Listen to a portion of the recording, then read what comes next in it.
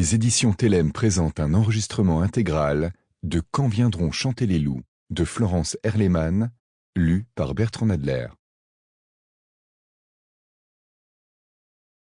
À Alice.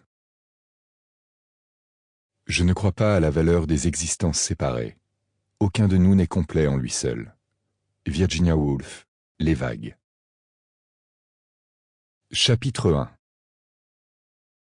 La nuit est vite venue. J'ai allumé le feu, et lui, dont j'ignore tout, s'est endormi comme une masse. Quelques mèches brunes collent à son front. La fièvre le mord et secoue son corps par petites saccades. J'ai peur pour lui. J'attise le feu et remets une bûche dans l'âtre pour qu'il ait moins froid. Le châtaignier, quand ça brûle, ça craque fort. Il ne faudrait pas que ça le réveille. Je surveille. Il bouge un peu et remonte la couverture sur sa tête. Il n'est plus qu'un tas informe, couché là, sur ce lit de fortune, à même le sol. Je crains que l'infection ne gagne complètement sa jambe. Fracture ouverte du tibia. Ce n'est pas beau à voir. J'ai même cru que j'allais tourner de l'œil. J'ai nettoyé ses plaies comme j'ai pu, avec les moyens du bord, une vieille bouteille d'eau-de-vie, une serviette éponge, des bouts de bois pour maintenir sa jambe droite et ma chemise déchirée en lambeaux en guise de bandage. Je ne sais pas comment j'ai fait. Je me souviens que ma tête était vide. Je n'étais que spectateur de la scène qui se jouait là, sous mes yeux. Mes mains agissaient toutes seules, comme celles d'un automate. J'avais l'impression que ce n'était pas moi qui épongeais le sang, pas moi qui soignais. Ce n'était pas ma voix qui rassurait, qui consolait.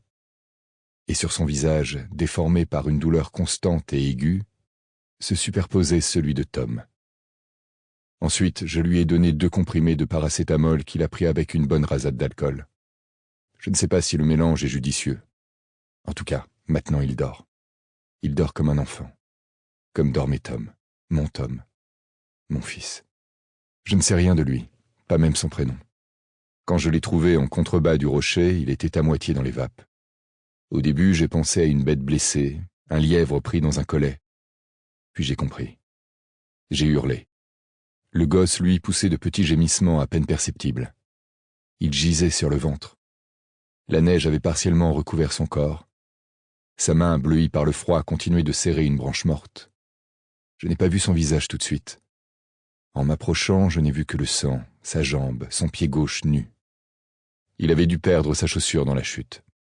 Je n'ai pas réfléchi. Je l'ai mis sur mon dos et je suis remonté vers le chalet. Dans ma tête, ça allait vite. Des pensées fulgurantes. Mon cœur donnait des coups forts dans ma poitrine et l'air avait du mal à remplir mes... Sample complete. Ready to continue?